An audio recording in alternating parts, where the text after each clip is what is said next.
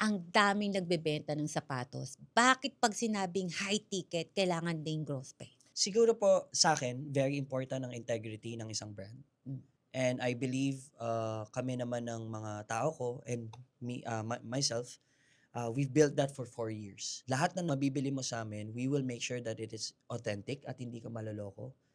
And yun na parang naano namin sa kanila, naipasa namin sa kanila na pwede kayo magtiwala sa amin. Na-build Na-build niyo namin yung yun. trust. Kasi ang pinakamahirap na makuha na loyalty ng high ticket is trust True. sa brand. Oo. So kami, kahit maraming bash left and right, kami diretso lang eh. Mm. So kasi may goal kami. You build your trust, you have the integrity, Yes. and We have a very good story to tell yeah, also. you have a very good Yes. story to tell. Yan yung dahilan kung bakit kayo tinatangkilik ng mga tao. And alam ko na ako as a client, gusto kong pumunta sa'yo because alam ko na hindi mo ako lolokohin. Yes po. At bago mo pa ibigay itong product na to, itong item na to, dumaan na to sa matinding quality Proseso. control.